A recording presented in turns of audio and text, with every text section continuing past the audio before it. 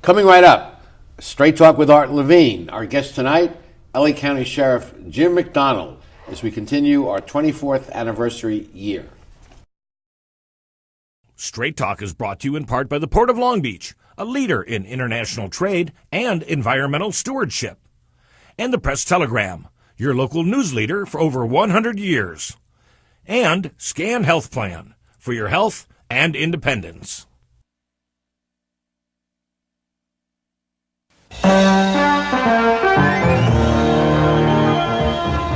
Join us for tonight's edition of Straight Talk. And now your host, Art Levine. Good evening and welcome to Straight Talk. We have a great show for you tonight. Our guest for the entire show is LA County Sheriff Jim McDonnell. Jim, welcome back to our show. Thank you, Art. Thanks for having me on. You bet. Jim McDonnell was sworn in on December 1st, 2014 as the 32nd Sheriff of LA County. Jim, you've been in office now for about a year and a half. What's it like?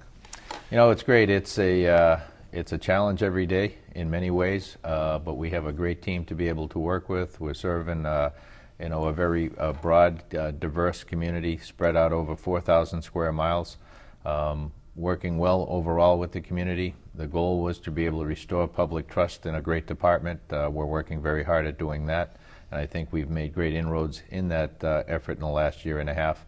Dealing with some issues as far as crime on the rise. After 12 years of significant crime declines, we've seen now in the last year and a half or so crime start to go in the other direction, not only here in LA County, throughout the state and throughout the nation.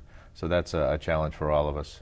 And realignment helped contribute to that problem, and also Prop 47. Absolutely, yeah. You know, and I wouldn't say they were the sole factors for it, because we've seen it beyond the borders of California. But certainly within California, they've been contributing factors, and we work hard at dealing with those issues every day. So realignment, which of course was a transfer of prisoners from the state to the counties, and now there's not a lot of room in some of the jails in the county, so some bad guys get basically out on the street. Yeah, it's constant triage. When you look at on an average day, we have between 16,500 and 18,000 inmates in LA County. It's one of the largest jail systems in America, isn't it? It's the largest, yeah. The largest. Yeah. And when you look at the population, historically, if you went to LA County Jail and you were sentenced, you were there for up to a year. If you were pre-trial, awaiting your trial, you could be there for longer than that, depending on the duration of the trial. In today's environment, that's totally different. We now have hundreds of people who are sentenced for 5 years or more. We have one person who's sentenced for 42 years. LA County Jail was not meant to house people for that length of time. We also weren't meant to house the mentally ill population that we are housing now and working with, and that is a tremendous challenge as well. And then Prop 47, which reduced certain crimes from felonies to misdemeanors, and I was speaking to our prosecutor, Doug Halbert, about this. They've lost the leverage to incent violators into drug diversion programs. Yeah.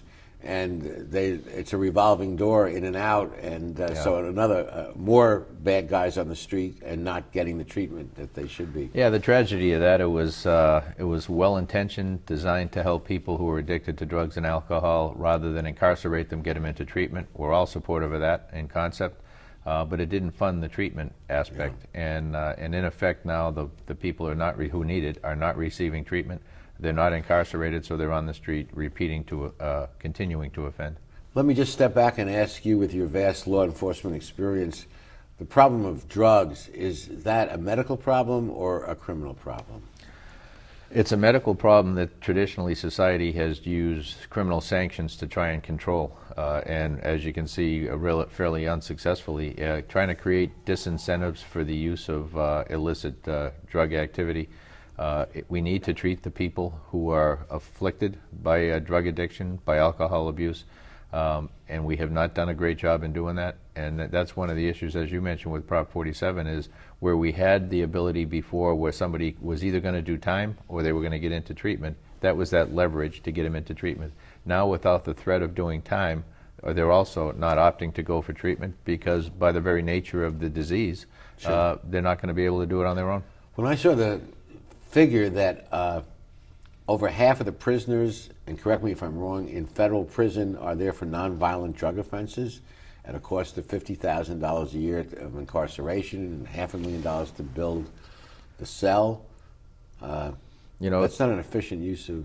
Yeah, I think that's, I don't know for what the stats are for the federal system, to be very honest, but I do know that to go to federal prison for a drug offense, you're distributing drugs. You're a trafficker for the most Really? part. Yeah, Okay. Nobody goes to federal prison for possession of drugs. Okay. Well, but incarceration is not the answer for drug users, is it? it's not something that's going to change their behavior over time. You need treatment. That's got to be an aspect of it.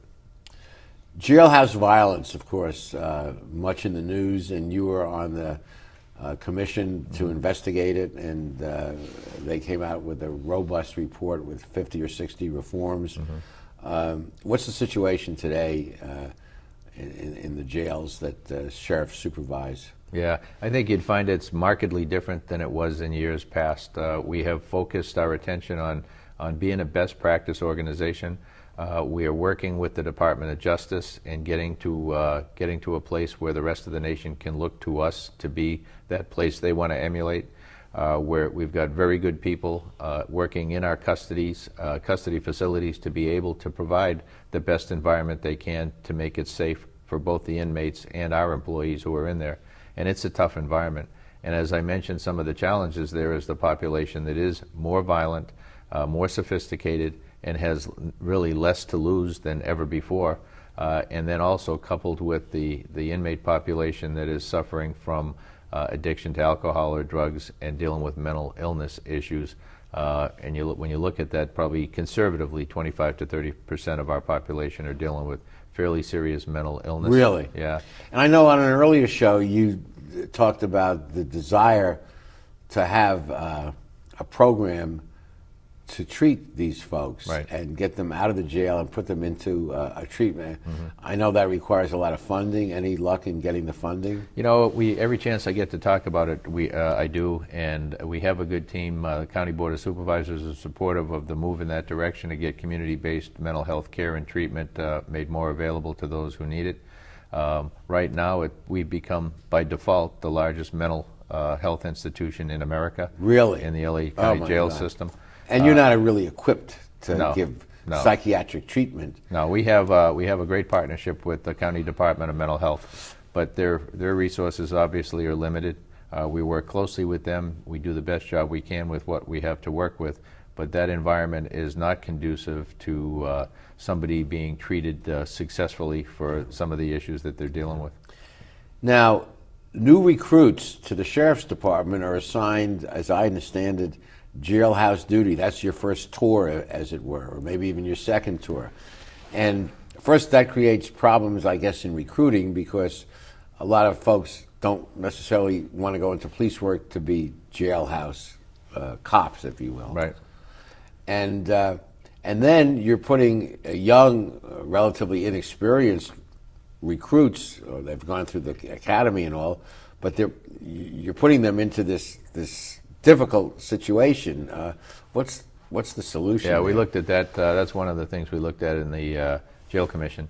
And as we move forward, what we've tried to do in the last year and a half is to be able to give people options that when they come through the academy, that they would have the option to go from the academy to an assignment other than custody. Like patrol. Potentially patrol, and some of the stations would be open to that.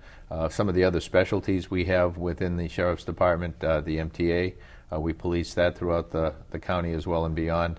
And then there's other specialties that the community college system, the courts, we have a lot of places that are specialties in policing. There are opportunities there as well to be able to go from the academy to those, but it's based on seniority. So if there are people in the custody environment who are looking to get out, the stations that they seek to go to most frequently are going to be harder for someone to get to from the academy than they would by somebody who's been waiting their turn. Can to get you there. give a recruit an assurance that if they pass through the academy, they will not get jail, or that's not possible? We're not in a position yet to be able to do that. Down the road, we may well be able to do that, and the hope is that we would. We're looking at a number of different options as far as how we deploy our resources, and to be more successful in the future, not only in the recruitment issue, which is a critical one for us, not only here in LA County, but across America. It's very difficult today. But then also to be as conscious as we can be of how we socialize people into the organization.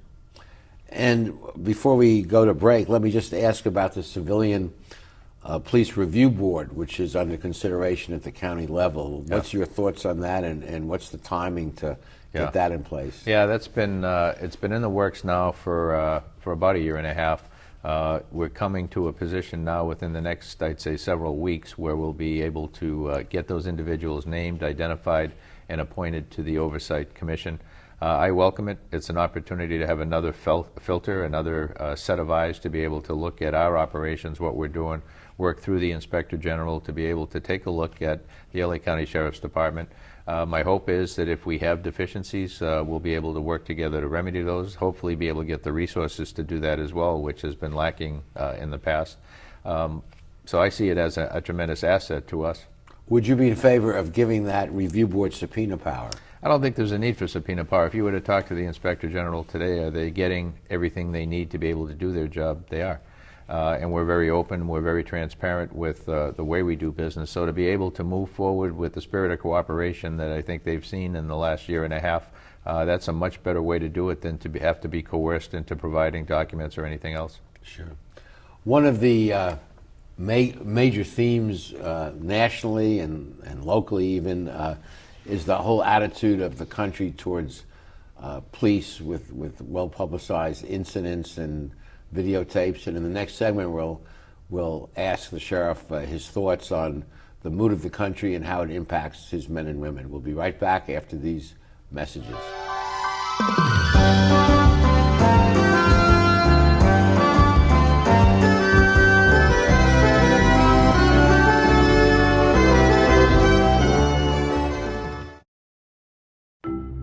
At the Port of Long Beach, we're not only delivering jobs, smart ideas, and forward-thinking environmental initiatives. We're also delivering opportunity for all of Southern California.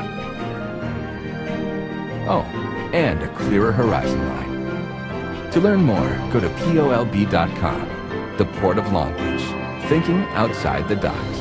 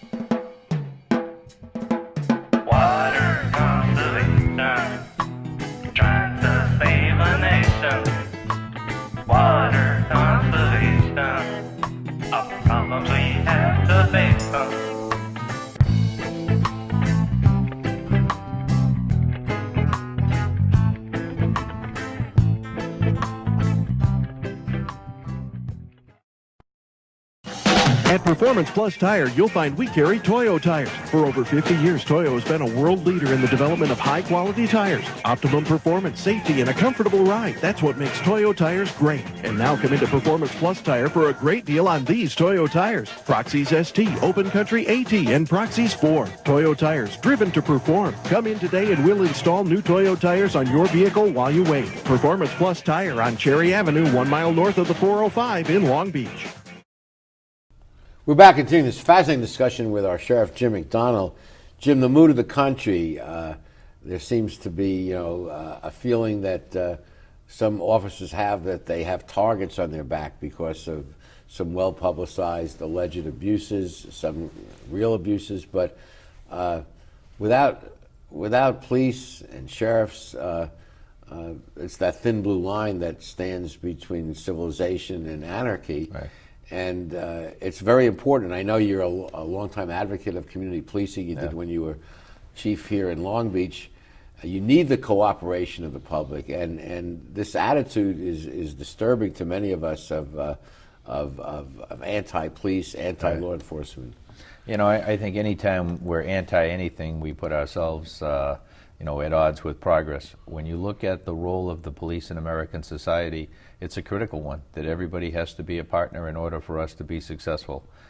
You look across this country, and there's about 900,000 police officers, serving a population of 325 million people. That's 1/3 of 1% of our population is in charge with working full-time to protect everyone else. There's no way we can do that with that number of people without the cooperation and support of the public that we serve. So as we move forward, our goal is to be able to change that dialogue into one of mutual support and collaboration, to be as transparent as we can be about what we're doing, what we need, and how we can better work together to make all of our communities safer for everybody. It's only by that cooperative spirit that we're going to be successful.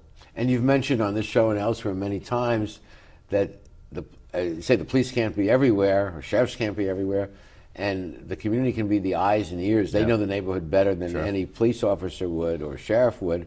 And if you get their cooperation, it's a force multiplier. Absolutely, absolutely. Really, that's the only way that we can have safe communities. If you rely on a very small part of the community to be able to do the things we're asking police in America to do, we're setting ourselves up for failure. So we hope we can change the dialogue across America for those of us in policing to step up, to be the best we can be, to realize that, you know what, nobody ever calls us when they're having a good day. They call us when things are upside down.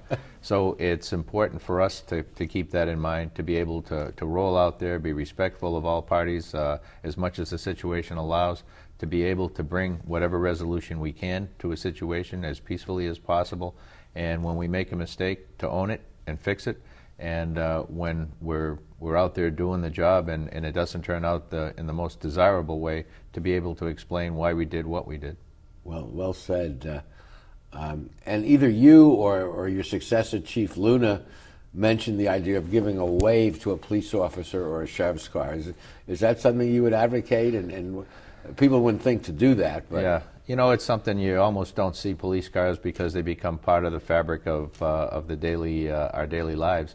But yeah, if you think about it, that's a person in that car with a family at home doing a very difficult job, going from call to call, and none of these calls are pleasant calls. So to be able to take a minute and say, hey, how you doing today, officer? Thank you for your service. That's something that would catch them by surprise in many cases. Nice. And one where it humanizes the officer, it humanizes the public that we serve, and it makes it people working with people is what it all comes down to. Exactly. Finally, body cameras. What's your view on their usefulness or problems? No, I think body cameras would be very useful. I think what has been the problem in deployment of body cameras universally is the cost. We talk about the price of the camera. The camera is the cheapest part of the whole equation. The ability then to be able to catalog and retrieve that information that's on there, the amount of information that has to be stored on a server or the cloud is expensive. But the biggest part is the personnel that need to be hired, trained, and certified to be able to provide for discovery for each piece of that video that will be asked for when anybody gets a citation, they're arrested, there's a use of force, there's an investigation. Internally, if there's any kind of an investigation, we have to be able to look at the video. I understand that in communities that have adopted it, citizen complaints have gone down because when they see the video, they know no case. Yeah, in cases where there were frivolous complaints, it lays it out there as to what actually happened, so it's helpful to the officer in the field. It I think, paints a perspective that we might not otherwise have. It tells part of the story. Like any piece of video, you get it from that one perspective, so it's enlightening as to the context of the contact, but it doesn't tell the full story. Okay, in the next segment, we want to get up close and personal with the chief. You won't want to miss it. We'll be right back.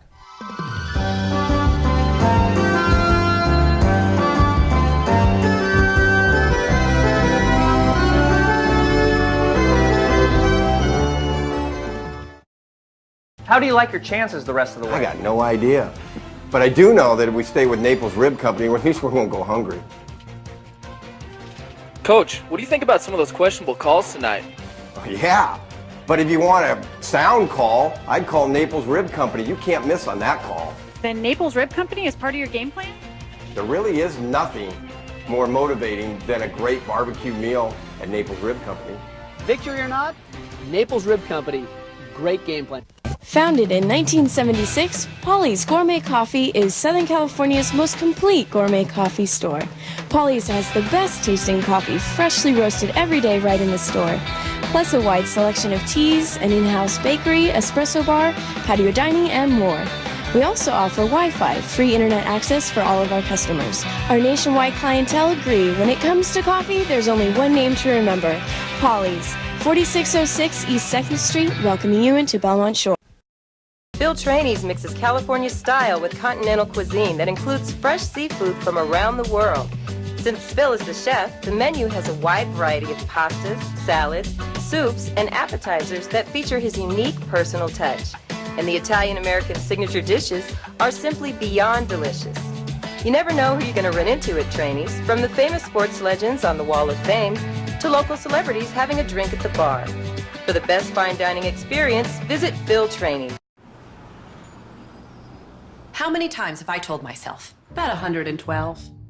These internet and phone charges are going through the roof. Is it too much to ask for reliable service? At a fair price? There's got to be a better deal out there. With Spectrum Business, you don't pay more, you get more. Faster 60 meg internet, more advanced phone, at a price that can save you $600 a year. Now we're talking. We are? I said I. We're back with Sheriff Jim McDonnell. Sheriff McDonnell, human trafficking is a huge problem. A lot of people, including myself, are kind of shocked to find out that L.A. is a hotbed of human trafficking. Right. I know that you and DA Jackie Lacey and county supervisors, Doug Halbert in Long Beach, have all been trying to address this problem, Right. but just describe the dimensions of it.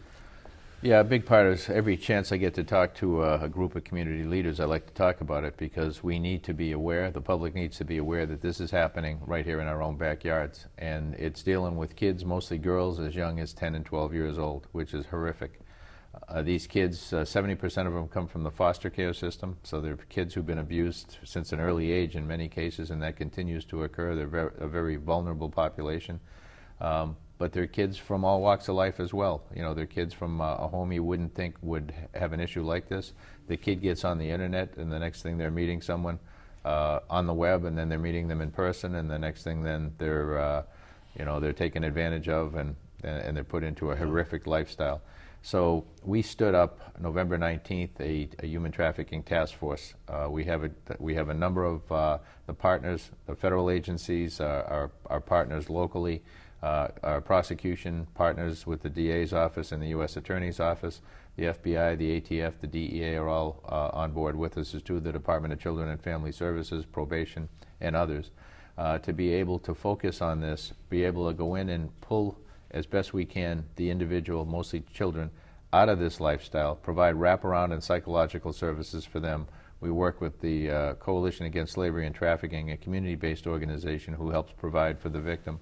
And then we go after the pimps and the traffickers with. And how about the Johns? Why should that was we my next step. Yeah, it's okay. It's a three-part approach: the rescue of the victim, going after the pimps and the traffickers, and then going after the demand side, those that are seeking out a young child to violate.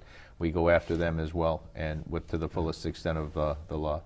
Well, let's spend a moment getting up close and personal with our guest. I know from past appearances on the show and elsewhere, Jim's folks came over from the old country, and he settled in Boston in the projects there, and then at the age of 21 or so decided to go to California and seek a career in law enforcement.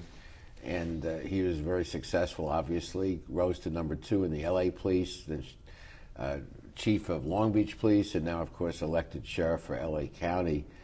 And has 2 daughters, one graduate of law school, one went to film school at SC, and to me it's a remarkable only in America story, so it's very touching to me. Thank you, Ed. I'm very proud of him.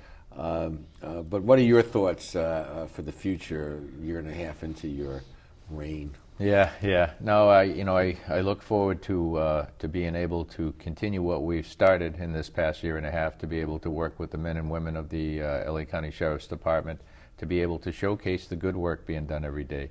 We get a lot of attention for the less than 1% of the situations that don't go the way we'd like to see them go, and that becomes the focal point where everybody's storyline then is, this is how this organization or this is how this profession works.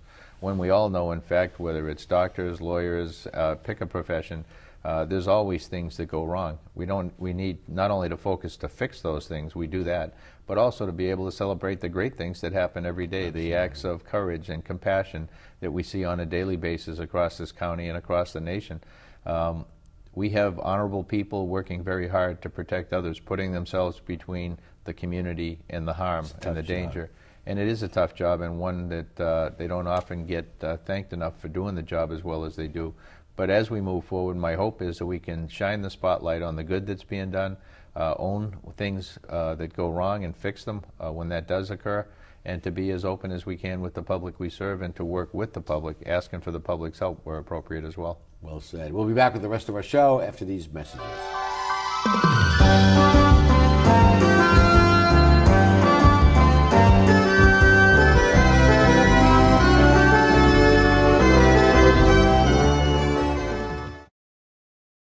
Phil Trainees mixes California style with continental cuisine that includes fresh seafood from around the world. Since Phil is the chef, the menu has a wide variety of pastas, salads, soups, and appetizers that feature his unique personal touch. And the Italian-American signature dishes are simply beyond delicious. You never know who you're going to run into at Trainees, from the famous sports legends on the Wall of Fame to local celebrities having a drink at the bar. For the best fine dining experience, visit Phil Trainees. There's a world of opportunity available through the College of Continuing and Professional Education at Cal State Long Beach. Would you like to move ahead in the field of human resources and personnel management? Sign up for the Human Resources Management Certificate Program. You'll learn how to expand your knowledge and skills and advance in this dynamic industry. For more information, contact the College of Continuing and Professional Education at Cal State Long Beach. You've been planning this moment for a long time. It couldn't be a more perfect moment. And you have the perfect ring that will tell her, I want to love you forever. But nothing is perfect.